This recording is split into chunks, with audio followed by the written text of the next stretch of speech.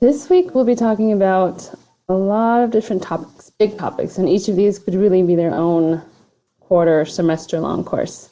But this is just supposed to provide broader context, and if you're already interested in policy, give you paths to further develop how you as a nurse can be active in developing and implementing and evaluating policy.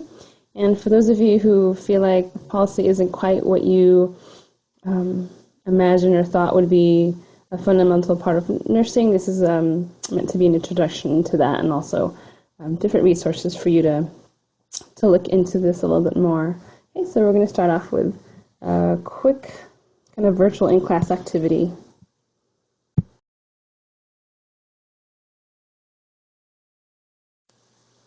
For this first activity, you can either download the slides and maybe just print out slides 3 and 4, or you can just kind of, imagine what you would do looking at this piece of paper in front of you. Okay, so let's get started with the first page.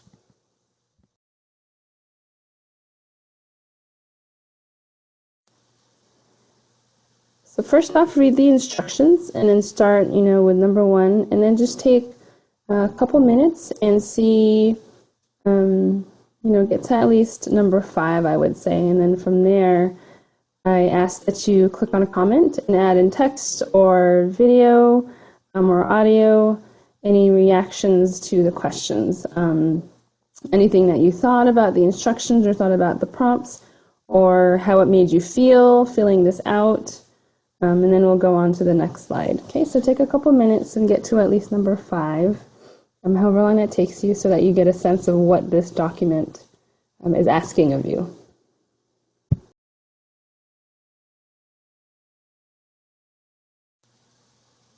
Same with this one, just even if you didn't finish the previous slide, I would ask that here you start with number 10 and then get to the end, and once you're at the end, please comment on the slide, again, audio, video, or just typing out text by clicking on comment at the bottom. Share what you think this is, where this document is from, what it might have been used for, maybe who put this document together, things like that. Just any ideas or guesses, or if you've come across this, you can share that as well. But what are your guesses as to where this is from? Or if you've seen it and know what it is, if you could share where you came across it.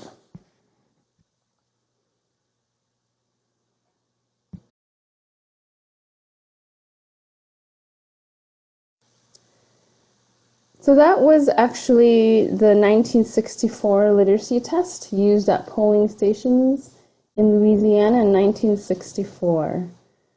So we can see, I'm guessing, before seeing your comments, that there is frustration, there is a sense that maybe, based on what students have said in the past, there's a sense of frustration, there's a sense of they're trying to trick us, there are no right answers, I felt dumb, I felt clueless, there's really no way to succeed, everything was a trick question, the instructions themselves set you up for failure, things like that.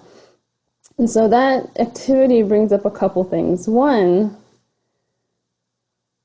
any test or any quote-unquote form of assessment or evaluation is loaded. There's no such thing as neutral. So you can see there, while someone might say, well, this is a test, so if you really got your stuff together, you'll be able to, or if you really know English, you'll be able to, succeed or pass. But we can see here the way it's set up. Every single prompt, there's confusion. Just the very fact that if you miss one, that's it. That's it, you're done, and you won't be able to vote. And so I've been using this activity for about 4 years now. And it's interesting now because it's soon after, big election cycle. And so I want to bring up, we'll be talking more and more about structural violence, but the role of systems and the role of policies. Okay, so remember, thinking about what types of policies exist, the policy to advocate for yourself and for those who matter to you, the importance of making your voice heard. Voting is one important way that people can do that. There are many other ways, and we'll talk about that this quarter. But participating in an election when you're eligible is an important tool. But also, we want to consider who is not eligible to vote and the many reasons for why that is. And there are also other systematic concerns to think about, like voter suppression, gerrymandering, things of that nature. And so we're going to talk about these different topics. And so I want to point out, the relevance of the Voting Rights Act and some of the recent dismantling. And so in any given election, we want to ask, how democratic is it? And we also want to consider, what are the policies before us? Policies, whether that means it's a candidate or a ballot initiative, local or national or state. And so we'll be talking about that for the rest of this module. So bringing it back to learning agreements, we're going to be talking again about some sensitive topics, and you will be diving into some sensitive topics for the activity that's part of this module for your participation points. So again, problematizing and adding complexity to respect. There are different ways to show it, but let's assume no ill will, and we'll add comments to the different policies that we'll be talking about. Okay, so there's some topics that might be triggering. If so, feel free to engage, disengage as needed. Look to different coping mechanisms for the triggering and the stress. You can choose, there's a wide variety of topics to choose from for the activity, so that you can find something that fits either what you know about and want to learn more about, or things you haven't quite found the connection to nursing, but you want to check it out. So there are different options for the activity later on for this week. Okay.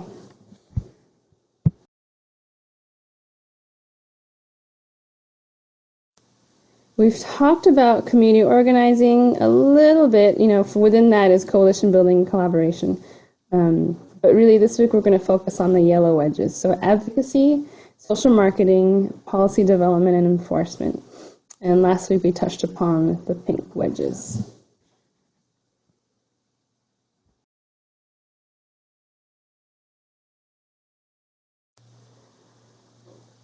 The way I approach nursing and nursing education is that I think it's really vital to contextualize things. And so, going upstream, we're not just going to look at healthcare policy. We're going to look at health policy within the viewpoint that there really is, across any given policy, some kind of implication for individual, community, and systems health. So this is a quote that I found to be really, really striking, and it's from Dr. Martin Luther King Jr.'s speech on civil rights in 1964. And remember, the literacy test that I introduced at the beginning of this module was a literacy test used in Louisiana for the 1964 election. Okay, and so he references here Mr. Goldwater, and he's referencing, for those not familiar, Barry Goldwater, who was the Republican Party's presidential nominee for 1964. Okay, so just to add some context to this. So let me read the quote. "This is where I must leave Mr. Goldwater and others who believe that legislation has no place. It may be true that you can't legislate integration, but you can legislate desegregation. It may be true that morality cannot be legislated, but behavior can be regulated. It may be true that the law can't change the heart, but it can restrain the heartless. It may be true that the law can't make a man love me, but it can restrain him from lynching me." And I think that's pretty important also. So if you have any reactions, thoughts, comments, questions, emotions to this quote, feel free to add a comment, clicking on comment and adding it in text. But I think this is a great way to start talking about policy. It's not just a decontextualized, it just exists, and it's a natural law, a natural piece of legislation, natural set of rules. Really, rules, legislation, they're all human-made. And so human values, human priorities are codified or sanctified and sanctioned into law. Okay, so while, the really striking thing here is it may be true that the law can't make a man love me, but it can restrain him from lynching me. And so we can see that literacy test was one way over centuries to bar African Americans, those of African descent, from being able to vote. And so we see that policy can be used in many different ways, and there's a real link between policies and social inequities. And so, for example, if we look at new Jim Crow laws, so during the time of pre-Reconstruction slavery, slaves couldn't vote, slaves couldn't learn how to read. In fact, if any quote-unquote white person taught anyone of African descent how to read, they had to pay a fine to the church. And so not able to read, not able to own property, not able to make an income, things like that. And so one way that policy was used to keep those of African descent from voting was to say, well, you have to pay a poll tax. Okay, well, that fit right into the fact that slaves were not paid. Or you had to take a literacy test. Okay, well, it fits. It's another way of saying, if you can't pass this literacy test, you can't vote. Okay, so it changed from not being able to read and making it illegal to learn how to read to, if you can't pass this literacy test, you can't vote. Slaves, of course, were not allowed to own property, so at the time, they couldn't show proof of property as a way to vote. Okay, so we see how policy takes different forms depending on the time and different forms of leadership and different social hierarchies.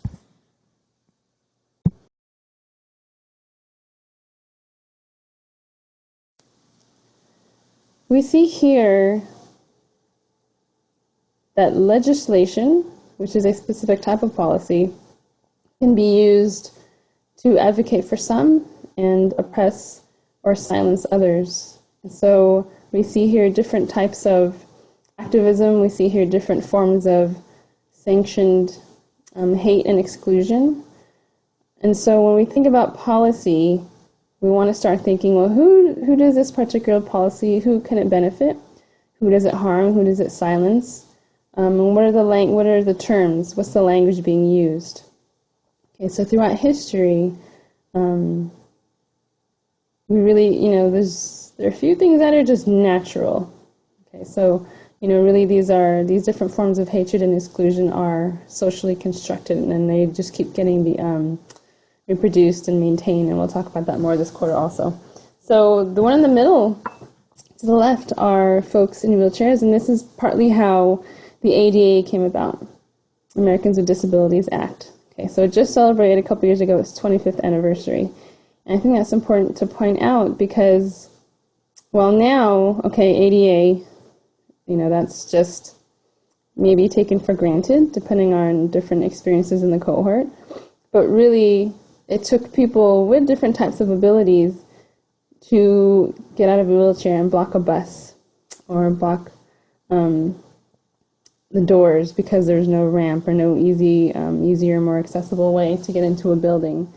And so any changes that have been made at the policy level, which can be downstream all the way upstream, were really spearheaded by sacrifice and determination and innovation and a lot of community organizing. Okay, so we'll keep talking about that as we move forward.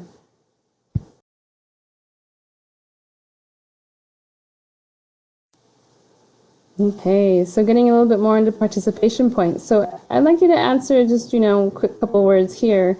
What is literacy to you? Okay, before we get into health literacy, I want us to have a sense of one way or a couple ways to look at literacy. So what is literacy? Why does it matter when serving and advocating for individuals and communities? When does literacy matter? Why does it matter? What does it look like? How do we know literacy could be enhanced? Things like that. So just comment any thought you have by clicking on comment and clicking on text.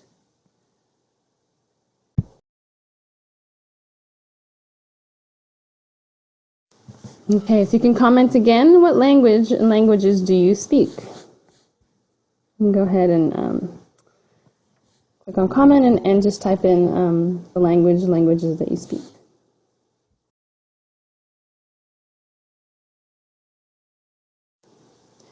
There's an amazing Chicana feminist scholar named Gloria Ansaldúa, in case any of you aren't familiar. She wrote this great piece called How to Tame a Wild Tongue.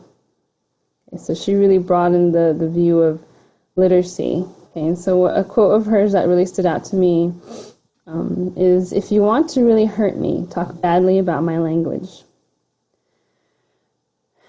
Okay, so, I would ask if we were in class in person, raise your hand if anyone has ever said anything badly about a language that you speak. But really, this points out that language is identity. It's an embodiment of who we are, of how we view the world, of how we talk about things, how we relate to each other.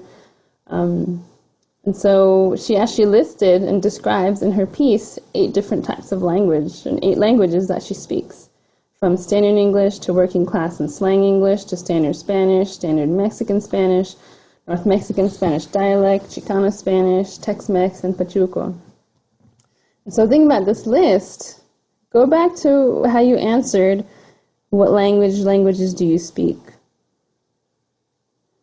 Because I think oftentimes, if we have working knowledge and use of English, we just write English. There are different types of English, and there are different, that follow social stratifications, like region or class, things like that. And so I just want to start unpacking the idea and kind of myth or fallacy that there's only one standard English. Because if we say that there's one standard English, that means any other type of English is subpar, is not good enough. And then that gets twisted into people who speak that language, which is not standard English, aren't educated, or, even more derogatory terms. And so I just want us to start teasing out assumptions about language.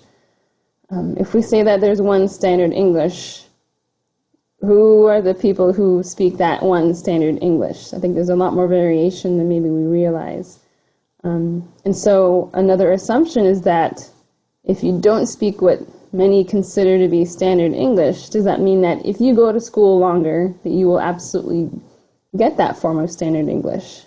And so there's this assumption that there's a linearity to it, that all you need is more schooling, and then you'll reach that one good, smart, valuable type of standard English that will lead people to respect you. So just kind of taking away the binary of standard English, non-standard English, or smart, not smart. So these are really harmful myths, and they absolutely shape how we navigate the world, how we navigate classrooms, how we navigate the healthcare system. Okay, because another harmful myth is that if someone is said to have an accent, that usually means it's the non-preferred accent. Because really, depending on how you look at it, we all have accents. And that communicate to the world where we're from, a little bit about us in terms of class or region, things like that, like geographic region. And so just to say that language is really, and literacy are really more complex and are can be kind of places where we maintain judgments and kind of don't allow each other to have different types of language that are all valuable and respectable.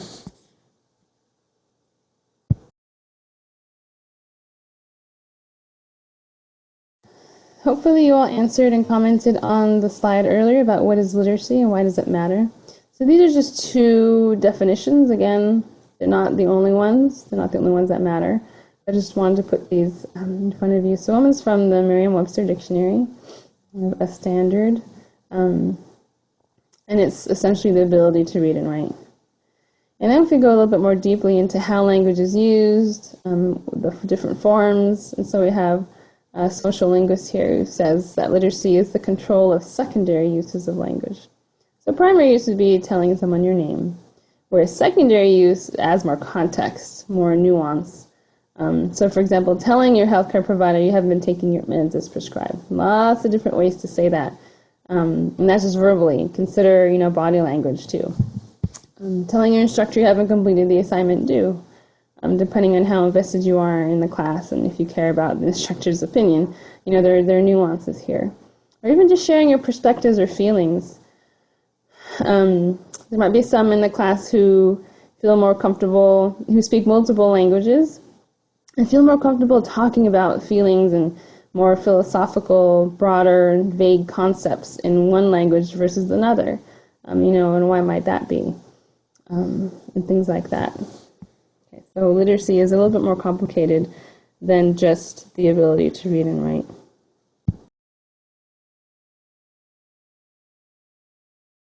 Okay, so we've gotten to health literacy. A little bit of background on literacy, and now we'll focus in on health literacy. So again, if you can comment, what is it? What is health literacy? It can be your own personal opinion. It could be what you've learned about health literacy in your practice, professionally or in school. It can be what you've learned in theory courses or elsewhere. Okay, and then also, what difference does it make for community health? Okay, so we'll move on from here, but please comment on this.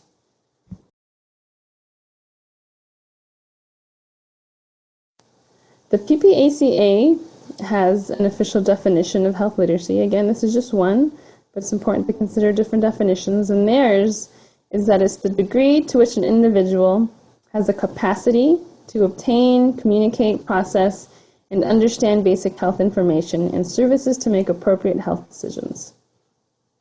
So there's a lot jam-packed in there. Okay, so there's capacity, there's obtain, there's communicate, there's process, there's understand.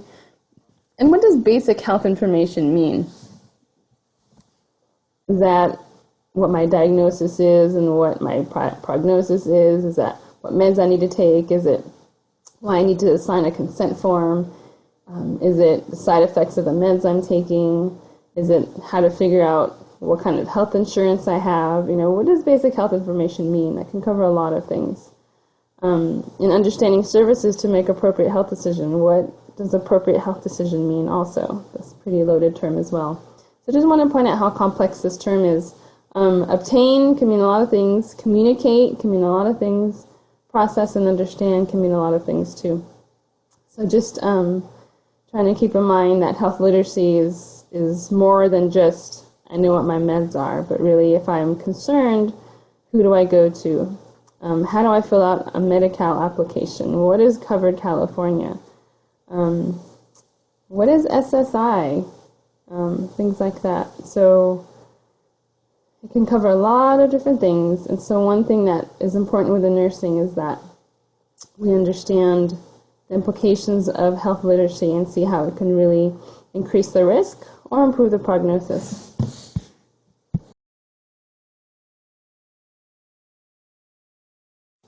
So this will be something to know, to have a good sense of this slide for the final. So health literate individuals are critical thinkers and problem solvers when confronted with health issues. They're self-directed learners who have basic competence to use basic health info and services. They're effective communicators who organize and convey beliefs, ideas, and information about health issues. They're responsible and productive citizens. So here we have a connection to community health. Folks who help ensure that their community is kept healthy, safe, and secure. Okay, we'll want to get to know the next slide as well for the final.